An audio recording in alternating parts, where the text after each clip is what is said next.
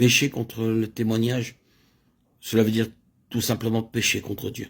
Tout ce qui touche au caractère de Dieu ou à ses voies touche à son témoignage. Dieu veut que son caractère soit manifesté de manière absolue, et tout ce qui n'est pas représentatif de son caractère pêche contre son témoignage. Lorsque le témoignage de Dieu est impliqué, il ne perdra de vue aucune situation. Tout ce qui le blâme ou le représente faussement sera immédiatement traité, étant donné que cela affecte son caractère, sa position, et même ce qu'il est en lui-même. Il y a de nombreuses choses que nous devons laisser à Dieu le soin de régler. Ceux qui ne le connaissent pas assez profondément essaient souvent de lui venir en aide. Lorsque nous nous arrêtons pour considérer la fin de toutes ces personnes dans le passé, nous remarquons un grand principe. C'est que nous ne pouvons pas nous permettre de pécher contre les témoignages du Seigneur. Lorsque quelqu'un pêche contre le caractère de Dieu, l'autorité de Dieu, les voies de Dieu, le plan de Dieu ou le témoignage de Dieu, il sera châtié par Dieu, car il n'est jamais négligent à l'égard de son témoignage. Il démontrera toujours qu'il est le Saint, le Puissant et le Vivant. À cause de cela, puissons-nous être saisis d'une crainte respectueuse devant lui, et ne jamais faire quelque chose à la légère. Nous croyons que Dieu souvent corrige son peuple, parce qu'il désire lui-même faire valoir ses droits. Il se tient en dehors de toute situation confuse provoquée par l'homme à l'égard des autres hommes, et aussi par celles qui sont l'œuvre du diable. Si l'homme est incapable de maintenir le témoignage de Dieu, Dieu doit venir pour le défendre. Cela signifie que l'homme devra être corrigé par lui. Lorsque nous péchons pour des choses en rapport avec nous-mêmes, le Seigneur ne semble pas aussi sévère que lorsque nous péchons pour des choses qui l'offensent lui-même. Il se lèvera pour corriger et déclarer son témoignage. C'est pourquoi marchons très humblement devant Dieu.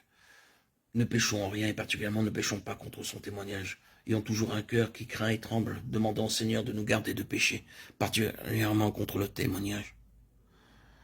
Nous avons lu les histoires de beaucoup de personnes dans l'Ancien Testament, telles qu'Abraham, Isaac et Jacob. Elles furent toutes choisies et aimées de Dieu. Leur histoire révèle leur faillite et leur défaite sans nombre. Cependant, le Seigneur leur permit de continuer leur route sans le moindre jugement. En sommes-nous surpris? Pourquoi en fut-il ainsi? Parce que leur erreur ne péchait pas contre le témoignage de Dieu. Quand le témoignage du Seigneur est offensé, les conséquences seront très graves et terribles. Sous ce rapport, il n'y a pas de différence entre l'Ancien et le Nouveau Testament. La véritable question consiste seulement à savoir si le témoignage est offensé ou respecté. Pécher contre le témoignage de Dieu est une chose terrible que Dieu ne laissera pas passer.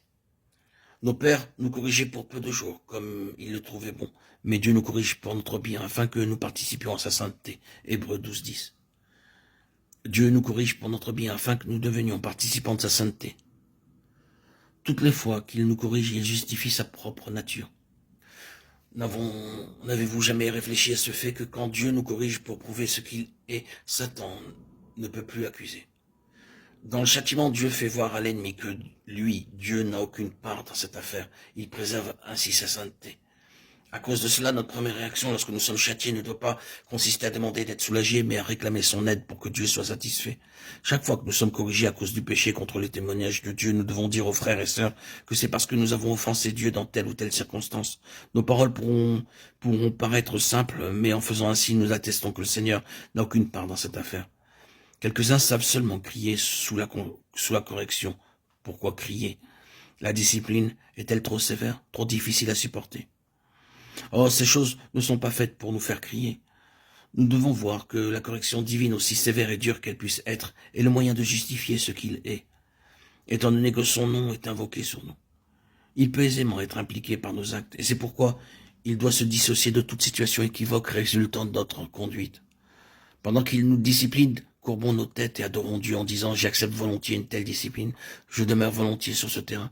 Je veux que le diable, le monde et l'Église sachent que tu n'avais aucune part dans cette affaire, mais que tout est ma faute. » Plus nous nous soumettons sous la main de Dieu pour être disciplinés, plus il est justifié. C'est ainsi que plus rapidement nous sortons de cette situation. D'un autre côté, plus nous nous efforçons d'échapper à cette discipline et plus nous luttons contre elle, et moins rapidement nous pouvons en sortir. Je crois que c'est un des aspects des voies de Dieu, d'apprendre à le glorifier dans nos défaites, afin d'être délivrés de beaucoup de peines inutiles. Si nous vivons bien notre vie chrétienne, glorifions Dieu en le remerciant pour sa grâce. Si nous la vivons pauvrement, nous devons encore le glorifier en nous soumettant à sa justice.